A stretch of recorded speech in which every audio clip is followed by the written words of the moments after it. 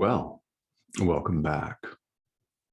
I am not a body, I am free, for I am still as God created me.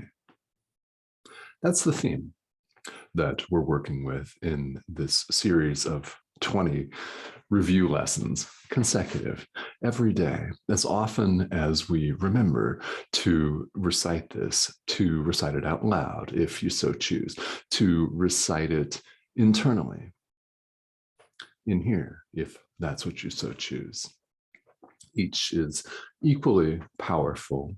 And every time that you remember the theme that you are not a body, that you are, in fact, free, totally free, you are still as God created you, never gone anywhere.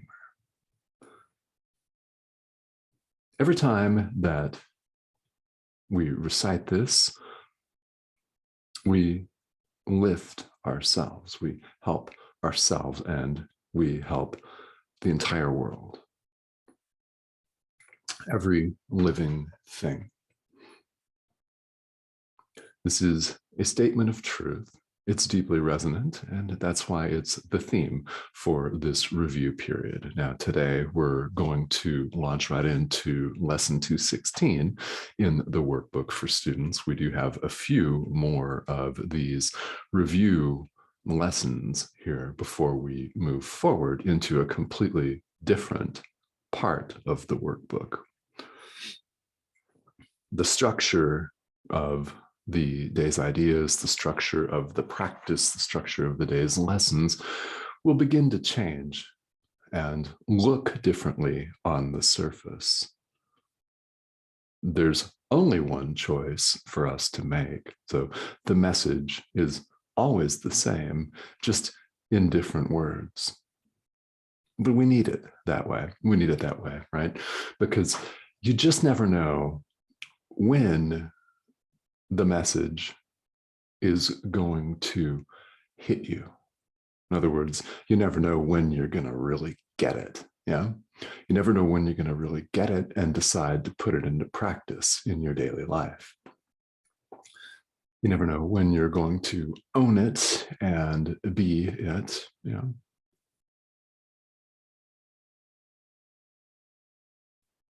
We can only hope that that day may be today, and maybe it will be for you. Yeah. That would be really exciting. And that's my hope for all of you, is that you take this to heart. All right. Lesson 216 is a review of lesson 196, which we've seen previously. You can see the video here on the YouTube channel for lesson 196. The idea that we're going over today is, it can be but myself I crucify. Yeah. It can be but myself I crucify when I lash out in fear. Yeah. When I lash out in hatred at someone else, or at an opposite political party, for example. Yeah.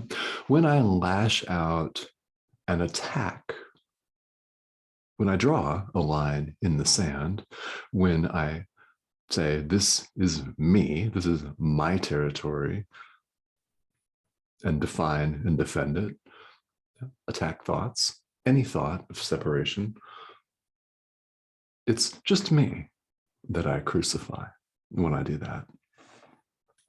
Same applies for each and every one of us. When we see ourselves as separate and attack, we're attacking ourselves.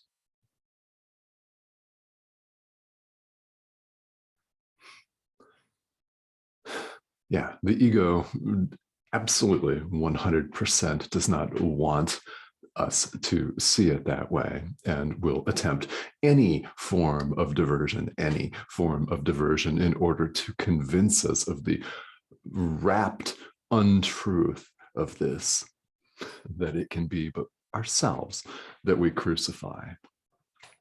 Now, personally, I love Jesus's use of the word crucify, don't you? Yeah. It can be but ourselves that we flog. It can be but ourselves that we burden with a heavy wooden cross. It can be but ourselves that we damage when we take a nail and drive it into our hands and hang from the wooden cross until the physical body dies. It can be but ourselves that we crucify. I use this image, and I hope that it conjures up some of the true seriousness of this. Because as we learn happily in A Course in Miracles, there's nobody out there. I'm not out there. It appears that I'm on this platform, this internet platform called Zoom. It appears that this thing that we call a physical body is speaking to you. You see it, you hear it. It's you that is talking. Yeah, you're receiving the message from yourself. When I look out at what appears to be the world outside, it's all me. Everything is symbolic. There's no one out there. When we lash out, we're lashing out at ourselves. When we extend love, we're extending love to ourselves. When we forgive, we're forgiving ourselves. Every time, automatically. What we see in what appears to be the world out there is a reflection of what's going on in our own minds. Everything painful is an opportunity for forgiveness. Everything beautiful is an opportunity to give thanks, to express our gratitude and love, and just be deeply thankful that what's beautiful out there in the world is symbolic of our abundance as Christ. It's symbolic of the limitlessness of who we are.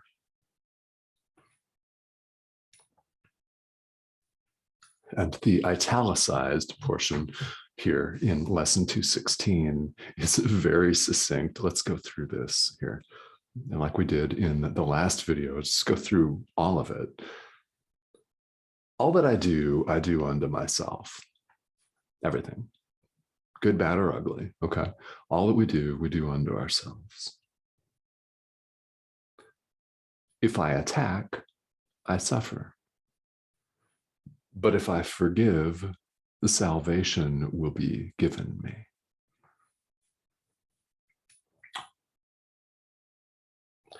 This is a great opportunity for us to remind ourselves that when we attack, we suffer. So,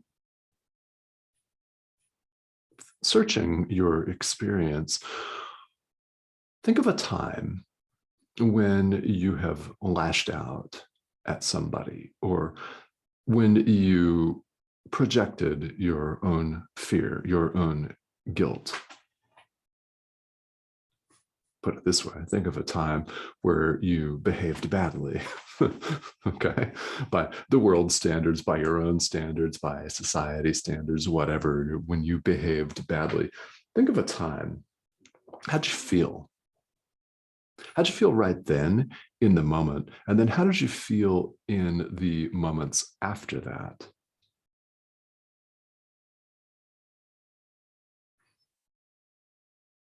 And I invite you to search your memories and your feelings on that. How does it feel to lash out?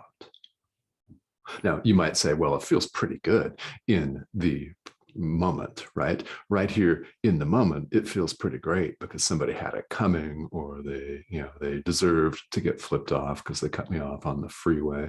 I don't know, for example, something like that. How'd you feel after that? How'd you feel after you had the opportunity to take a couple of breaths and keep going down the road? To follow that example, how did you feel afterwards? And another question, right? Food for thought. How do you suppose the other person felt? How do you suppose your relationship will be impacted? Now you might say, okay, well, I flipped off on the freeway a total stranger whom I may never meet again. Well, that may be so. What if you do? Are they going to be disposed pleasantly to you if they recognize you? Oh, hey, yeah, there's the lady that flipped me off on the freeway. Expletive-laced tirade. We can think of multiple examples if we're honest with ourselves. And that's what this is calling for. This is what A Course in Miracles is calling for. It's what I'm calling for you. I really am. I'm calling for complete honesty, because that's where the action is here. That is where we leave no stone unturned. That's where we give everything, all of our experience, over to the Holy Spirit. This is where we don't attempt to keep certain little hatreds or mini hatreds or classified hatreds to ourselves. This is where, to put it this way, we grow. Now, of course, there's no growth to be done. We are as God created us. However, here in the world of form, here in the ego world, psychoplanet, call it whatever you want, right? We appear to be growing. When we're growing, we're simply revealing our true nature. We're peeling layers away, we're removing barriers, we're removing obstacles to our own awareness of ourself, capital S.